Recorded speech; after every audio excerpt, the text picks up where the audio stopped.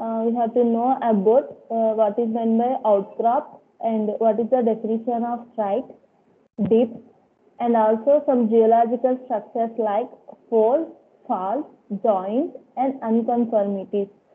So those topics we are covered in structural geology, and also some important in-situ and drift soils and types of soils in their origin and occurrence in India.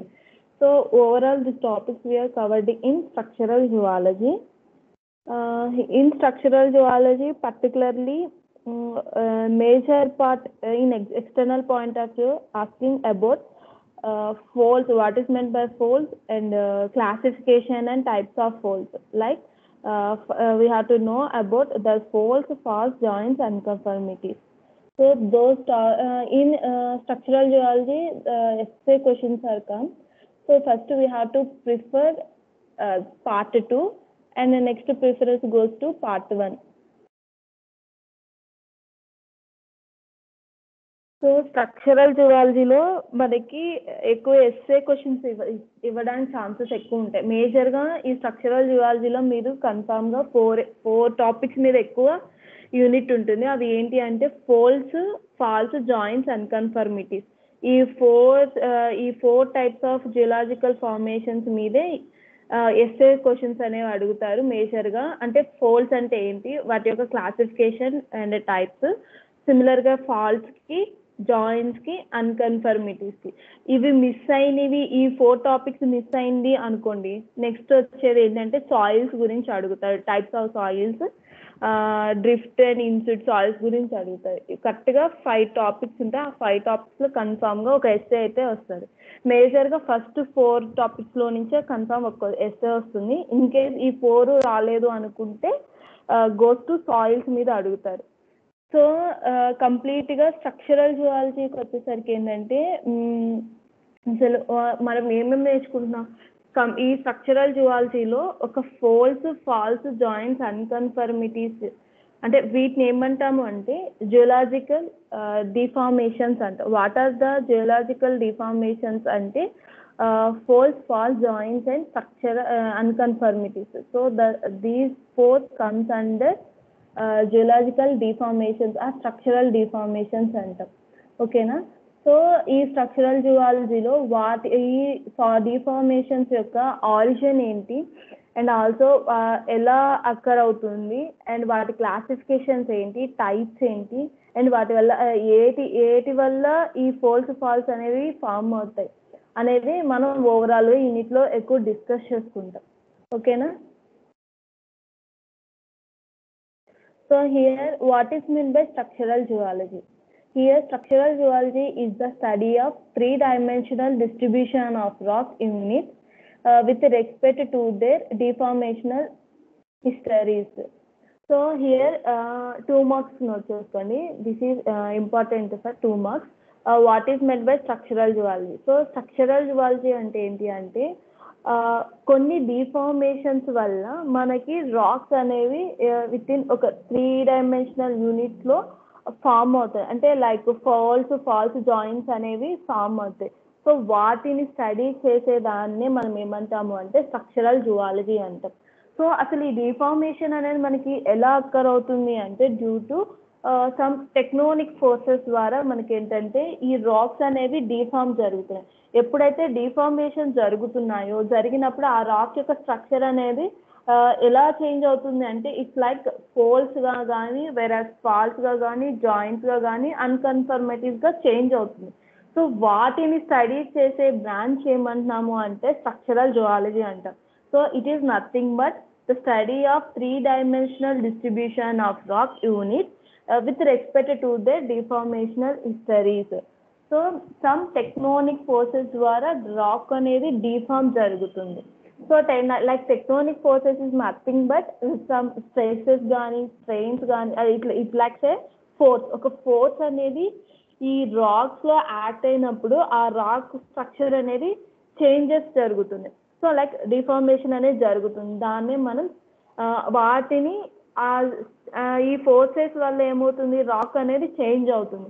ఆ change అయినప్పుడు రాక్లో మనకి different షేప్స్గా different టైప్స్గా మరి ఆ rock అనేది mould అవుతుంది. వాటిని మనం study చేసే బ్రాంచ్ని ఏమంటాము అంటే స్ట్రక్చరల్ జువాలజీ అంటాం.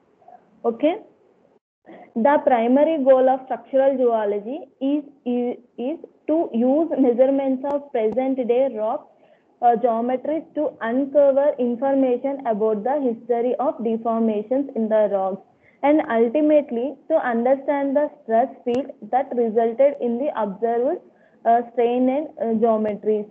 సో అట్ ప్రెసెంట్ మనం ప్రెసెంట్ ఉన్న రాక్స్ని అది చూసి మనం ఇది ఏ టైప్ ఆఫ్ స్ట్రక్చర్ అనేది ఐడెంటిఫై చేయాలి అంటే by knowing the subject. So ఈ స్ట్రక్చరల్ జువాలజీ ద్వారా మనం ఏంటి అంటే వాటి యొక్క ప్రెసెంట్ ఉండే రాక్స్ యొక్క ఫార్మేషన్స్ అనేవి మనం ఐడెంటిఫై చేయడానికి యూజ్ అవుతుంది ఈ స్ట్రక్చరల్ జువాలజీ అనేది. So structural fabrics and defects like so what are the deformation structures are geological deformations అన్న 2 marks కి what are the geological deformations అంటే ఫోల్డ్స్, ఫాల్స్, జాయింట్స్, అన్కన్ఫర్మిటీస్ అని రాయండి. ఓకేనా, వాటి గురించి ఎక్స్ప్లెనేషన్ అక్కర్లే, జస్ట్ ఈ 4 రాస్తే చాలు. సో హియర్ సమ్ డిఫార్మేషన్స్ వల్ల మనకి ఏంటి folds, joints, faults and foliations is nothing but unconformities. So ఇలా మనకి సమ్ స్ట్రెస్సెస్ ఆ టెక్టోనిక్ ఫోర్సెస్ ద్వారా ఈ స్ట్రక్చర్స్ అనేవి రాక్స్ మీద ఫామ్ అవుతాయి. So here you can see this is the fold type structure and second one is joint and falls and foliations. This is about present on the rock surfaces. Okay, so ఇవి rock మీద ఎలా form అవుతాయి అంటే due to tectonic forces like stress, strain and shear stresses, those type of forces వల్ల ఏంటంటే racks అనేవి deform జరుగుతున్నాయి. So ఈ టైప్ ఆఫ్ రాక్స్ అనేవి ఏంటి అంటే these are internal weaknesses of rocks which may affect the stability of human engineer structures. So ఈ particular ఈ folds, joints, faults type of rocks అనేవి ఏంటి అంటే weak type of rocks.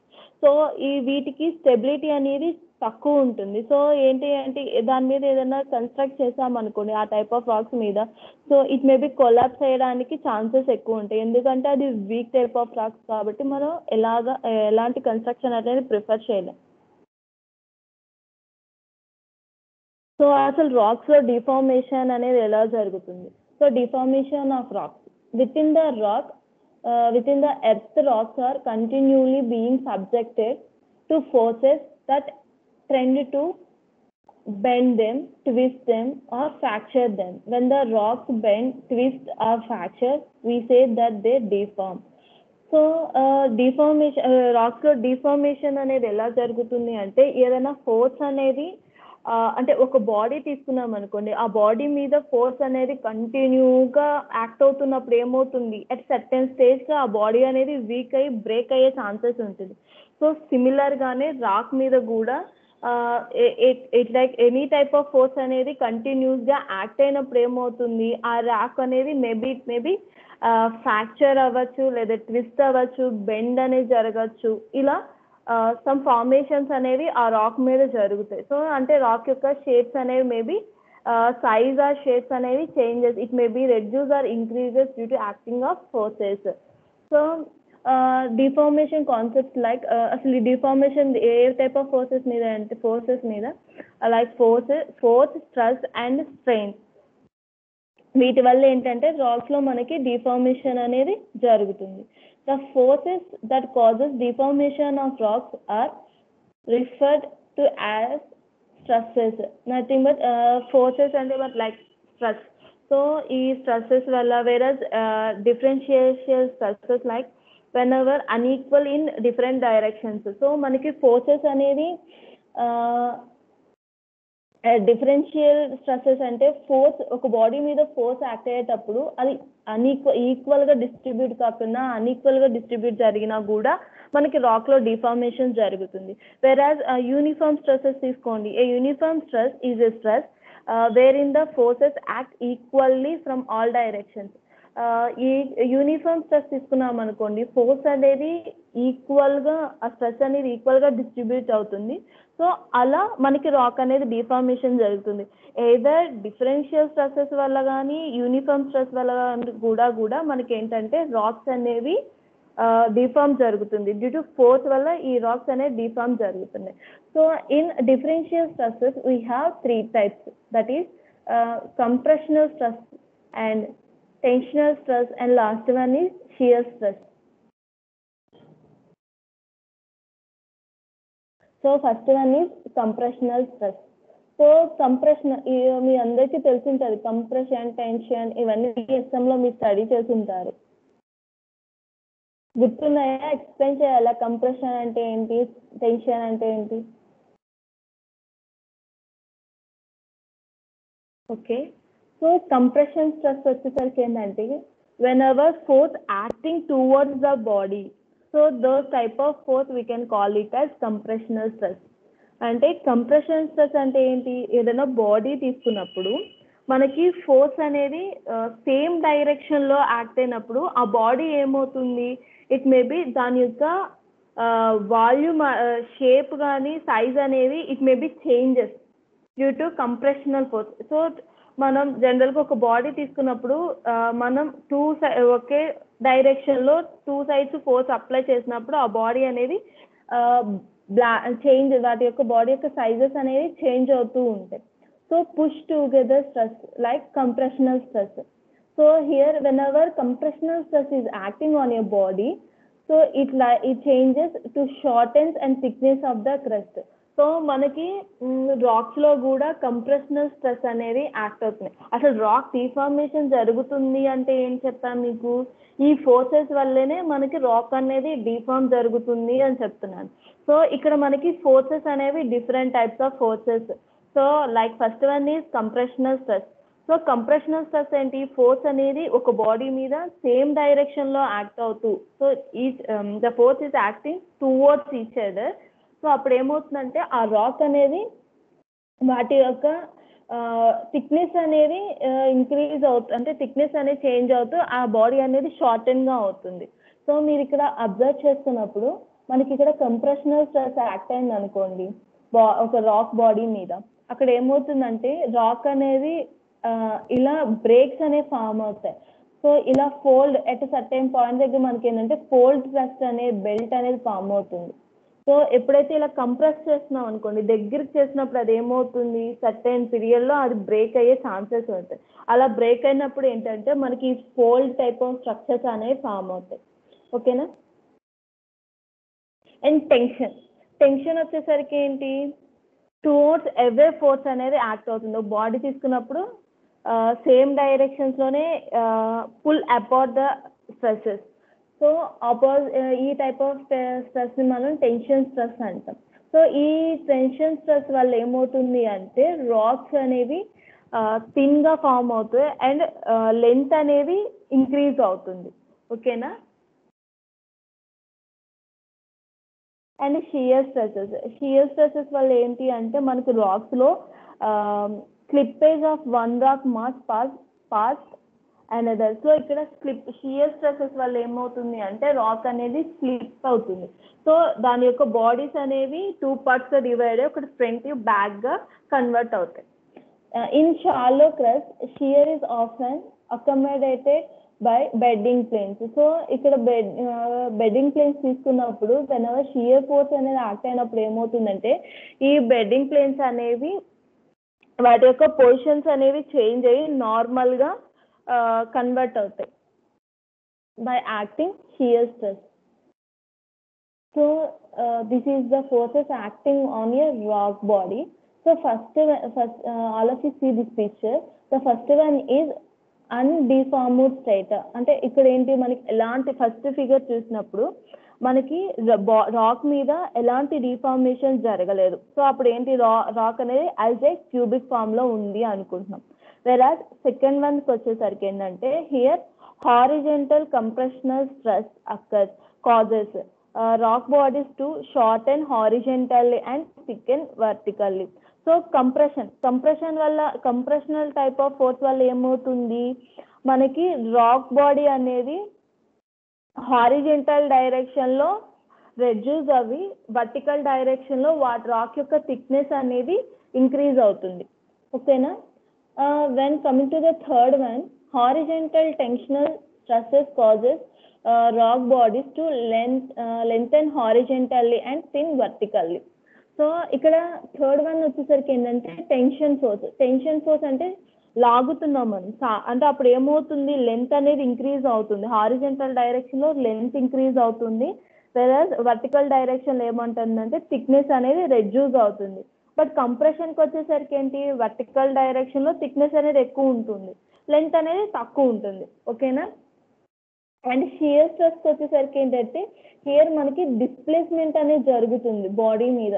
So it moves కొంచెం front and back డైరెక్షన్స్లో మనకి ఏంటంటే rock body అనేది change అవుతుంది, దాన్నే మనం ఫాల్ట్ జోన్స్ అంటాం.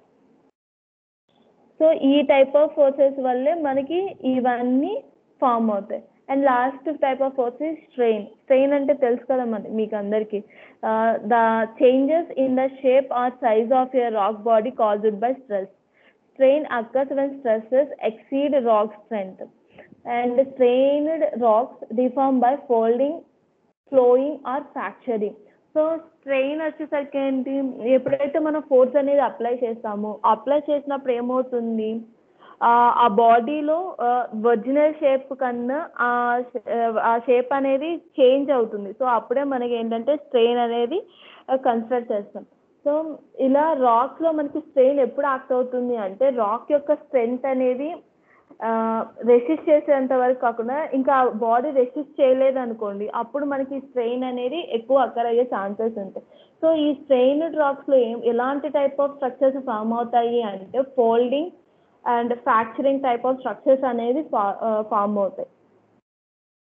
Okay. So up to hear ఏంటంటే ఫోర్స్ అంటే వీటి వల్ల మనకి ఏంటంటే ఈ సర్టెన్ ఫోర్సెస్ వల్ల రాక్స్ అనేవి డిఫార్మ్ జరుగుతున్నాయి అని చెప్తున్నాను. సో లైక్ ఎయిదర్ కంప్రెషన్ వల్ల కానీ, టెన్షన్ వల్ల కానీ, షియర్ స్ట్రెస్ వల్ల కూడా వీటి వల్ల మనకి రాక్స్లో డిఫార్మేషన్ జరిగి మనకి ఏంటంటే కొన్ని స్ట్రక్చర్స్ రాక్స్ మీద కొన్ని స్ట్రక్చర్స్ అనేవి ఫామ్ అవుతాయి. ఆ స్ట్రక్చర్స్నే మనం ఏమంటాము అంటే folds, faults, joints and unconformities. Okay na. So coming to the syllabus, the first topic is outcrop. So here outcrop is nothing but any geological formation exposed on the surface is called outcrop. So geological formations, what is meant by geological formations means nothing but folds, faults, joints, unconformities. Those four comes under geological formations. Okay. All of you listen carefully. What is geological formations means? Like the geological formations like folds, faults, joints and unconformities. Okay. So వీటినే మనం ఏమంటాం అంటే geological formations అంటాం. So ఈ geological formations అనేవి earth సర్ఫేస్కి expose అవుతూ ఉండే వాటిని ఏమంటాము అంటే అవుట్ క్రాప్ అంటాం. ఓకేనా. సో ఈ ఫార్మేషన్స్ అనేవి సర్ఫేస్ మీద నుంచి ఎక్స్పోజ్ అవుతున్నప్పుడు వాటినే మనం అవుట్ క్రాప్ అంటాం. ఇవన్నీ 2 మార్క్స్కి important. Geological formations, out crop, next strike and dip, ఇవన్నీ ఫార్ములాస్ అడుగుతారు, అంటే ఐ మీన్ డెఫినిషన్స్ అడుగుతారు. Strike, our next topic is strike and dip. Here strike means the direction in which a geological structure is present. So here strike is nothing but the direction of a geological structure. ఎక్కడైతే మనకి geological structure present అయి ఉంటుందో rock మీద, so దాని యొక్క direction indicate చేసే దాన్ని ఏమంటాము అంటే స్ట్రైక్ అంటాం. ఓకేనా. The strike direction may be defined as the direction of the trace of intersection between the bedding plane and a horizontal plane. So మనం స్ట్రైక్ని ఎలా ఇండికేట్ చేస్తాము అంటే intersection between the bedding planes and a horizontal plane. So మీరు ఇక్కడ at బాటంలో మీరు ఒక ఫిగర్ అబ్జర్వ్ చేసినప్పుడు ఈ ఫిగర్లో మనకి దీస్ ఆర్ సెడిమెంటరీ లేయర్స్ అని మీకు ఇండికేట్ చేస్తున్నాను కదా, అవన్నీ ఏంటంటే బెడ్డింగ్ ప్లేన్స్ అంటాం. సో ఈ బెడ్డింగ్ ప్లేన్స్కి ఒక హారిజెంటల్ ప్లేన్ అనేది ఇంటర్సెక్ట్ అయినప్పుడు, సో ఆ ఇంటర్సెక్ట్ అయిన పాయింట్ని ఆర్ ఆ లైన్ని మనం ఎలా ఇండికేట్ చేస్తాము అంటే స్ట్రైక్ అంటాం. ఆర్ సింపుల్గా మనం ఏంటి అంటే రాక్ బెడ్ అంటే రాక్ సర్ఫేస్ కాడి నుంచి ఒక రాక్ తీసుకున్నాం అనుకోండి, ఆ రాక్ మీద ఒక హారిజెంటల్ లైన్నే మన స్ట్రైక్ డైరెక్షన్ అంటాం. ఓకేనా, సింపుల్గా చెప్పాలి అంటే. So it's always at right angle with the true dip directions. So మనకి ఇక్కడ true dip directions nothing but ఒక రైట్ యాంగిల్లో స్ట్రైక్ డైరెక్షన్ అనేది ఇండికేట్ చేస్తాం. Or it is a horizontal line on the surface of rock beds. So సింపుల్గా మీకు strike అంటే ఏంటంటే రాక్ బెడ్ మీద ఒక హారిజెంటల్ లైన్ ఇండికేట్ చేసే దాన్ని ఏమంటాము అంటే స్ట్రైక్ అంటాం. ఓకేనా, 2 మార్క్స్కి ఇంపార్టెంట్ ఇది. సో హియర్ మీరు అబ్జర్వ్ చేయండి, ఇక్కడ మనం ఒక 2 రాక్ మీద తీసుకున్నప్పుడు ఫర్ ఎగ్జాంపుల్ ఇక్కడ horizontal plane and vertical plane ఉంది. సో ఈ హారిజెంటల్ ప్లేన్ మీకు తెలుసు, horizontal and vertical plane. So ఇక్కడ మనకి వర్టికల్ ప్లేన్ నుంచి మనకి ఏంటంటే ఇలా హారిజెంటల్ ప్లేన్గా ఇండికేట్ చేసేదాన్ని ఏమంటామంటే లైన్ ఆఫ్ స్ట్రైక్ అంటాం. Versus this is the dip direction. And horizontal plane నుంచి మనకి స్ట్రైక్ డైరెక్షన్ వరకు వచ్చే యాంగిల్ని డిప్ యాంగిల్ అంటాం. ఓకేనా,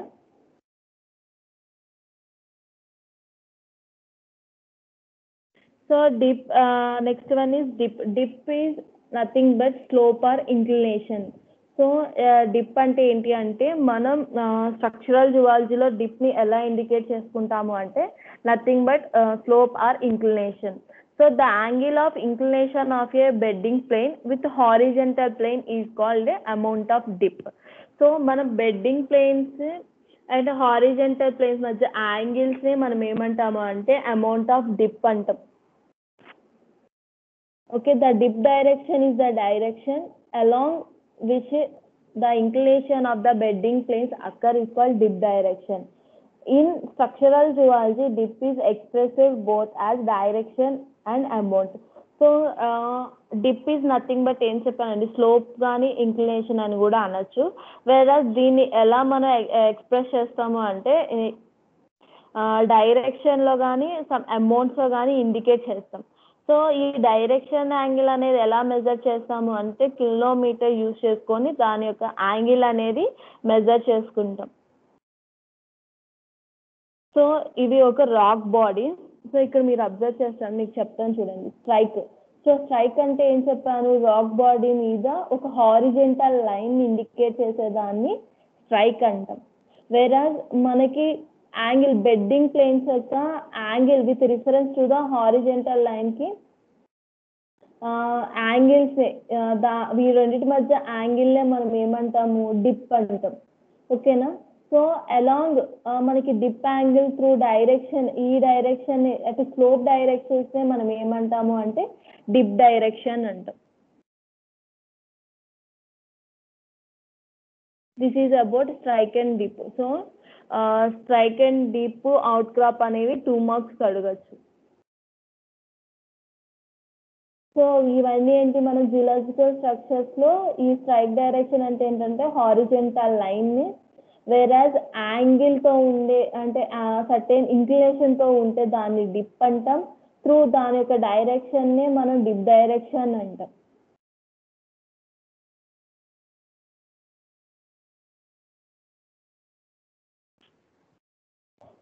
సో ఇప్పుడు దాకా మీరు ఏంటి outcrop, strike and dip directions నేర్చుకున్నాం. So next topic is folds. So ఇవి ఇక్కడ నుంచి ఏంటి అంటే ఎస్ఏ పాయింట్ ఆఫ్ వ్యూలో అడుగుతారు. ఓకేనా, ఫోల్స్. సో హియర్ ఫోల్స్ వచ్చేసరికి ఏంటంటే మనకి ఇక్కడ మీరు వ్యూ మీకు అందరూ పిక్చర్ కనిపిస్తుందో లేదో చూడండి.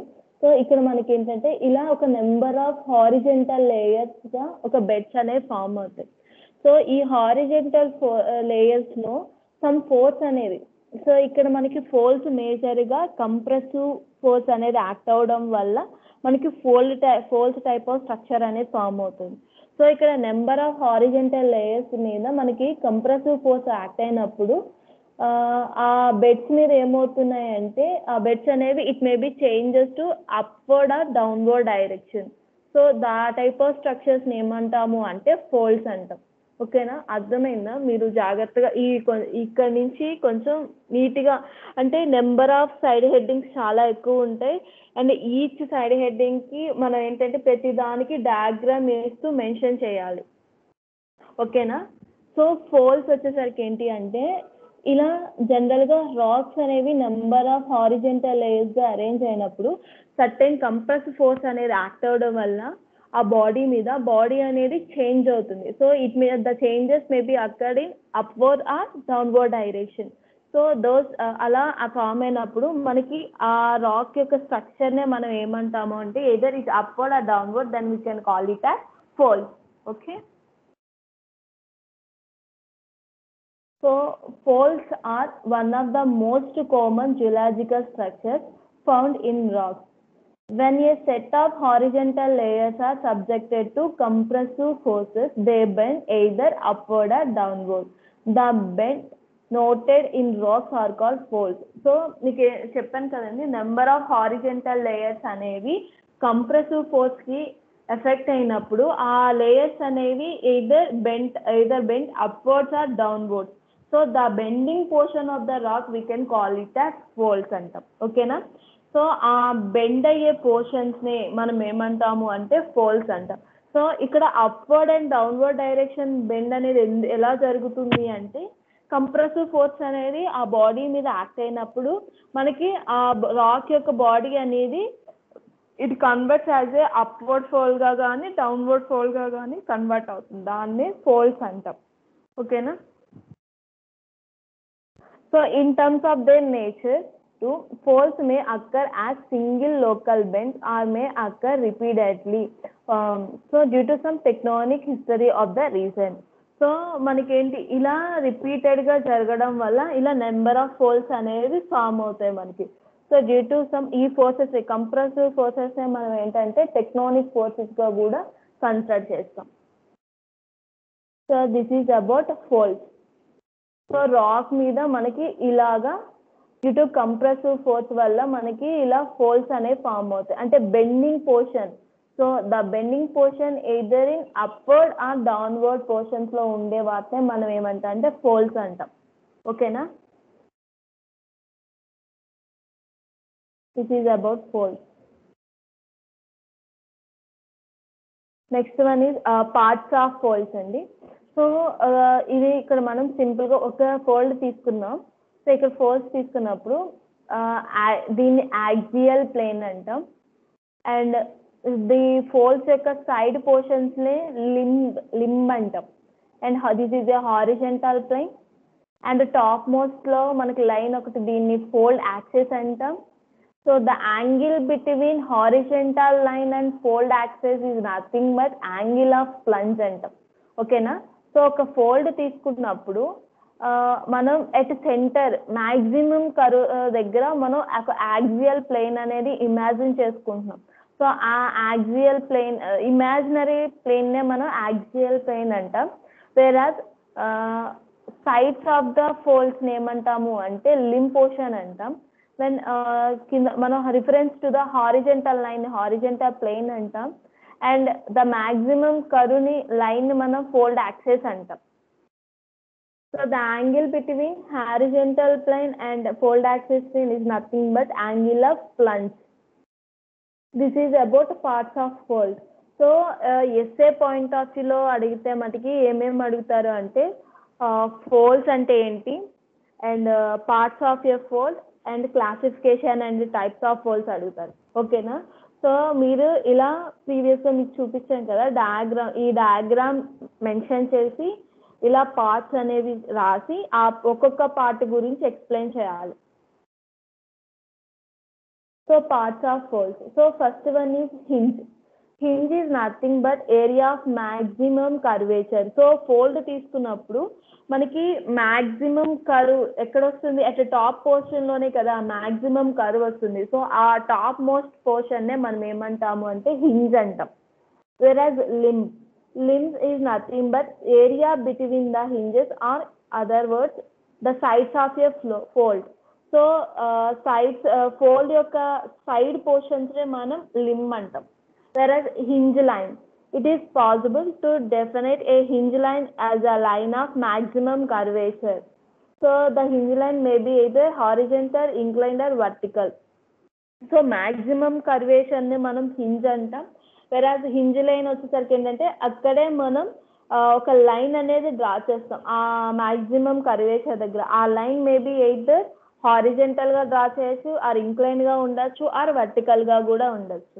And next part is axial plane. Axial plane is an imaginary plane which is equidistance from each limb of a fold and which also with the angle between the two. So axial plane వచ్చేసరికి ఏంటి, ఒక imaginary plane. ఈ imaginary plane అనేది ఏం చేస్తుంది అంటే limbs అంటే ఈ ఫోల్డ్ యొక్క లిమ్స్ ఏంటి, సైడ్స్ ని మనం లిమ్స్ అంటాం. ఆ లిమ్స్ ని మనం ఈ ఇమాజినరీ ప్లేన్ అనేది 2 ఈక్వల్ హాఫ్ గా కట్ చేస్తుంది. సో ఆ పోర్షన్ నే మనం ఏమంటాం అంటే యాక్సియల్ ప్లేన్ అంటాం. So axial plane actually cuts the hinge zone of the fold along a line which is termed folded axis or axis. So ఇక్కడ మనం తీసుకున్నప్పుడు ఒక ఫోల్డ్ తీసుకున్నాం అనుకోండి, ఫోల్డ్ సైడ్ పోర్షన్స్ లిమ్స్ అంటాం. ఈ ఫోల్డ్ ని ఈక్వల్ హాఫ్ గా కట్ చేసే ప్లేన్ ఏమంటాం, యాక్సియల్ ప్లేన్ అంటాం. సో ఇక్కడ దీన్నే అలాంగ్ ఏ లైన్, ఈ యాక్సియల్ ప్లేన్ కి అలాంగ్ విత్ ప్యారలల్ గా మాక్సిమం కర్వేచర్ హింజ్ పోర్షన్ లో ఉండే లైన్ ఏమంటా అంటే ఫోల్డ్ యాక్సెస్ ఆర్ యాక్సెస్ అంటాం.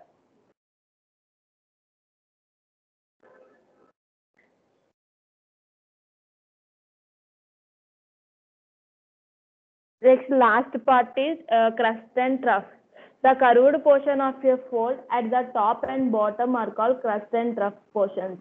సో మనం ఇక్కడ మన ఫోల్డ్స్ అంటేనే ఏంట్లో ఫామ్ అవుతుంది, కర్వ్డ్ పోర్షన్ లో either upward or downward direction లో ఫామ్ అవుతుంది అని చెప్తున్నాను కదా. సో ఈ fold portions at top portion లో ఉండే పోర్షన్ ని క్రస్ట్ అంటాం, అండ్ బాటమ్ పోర్షన్ లో ఉండేదాన్ని ట్రఫ్ పోర్షన్ అంటాం. So this is about parts of a fold. Okay, and next class I will explain classification and types of folds and mechanism and effects of folds.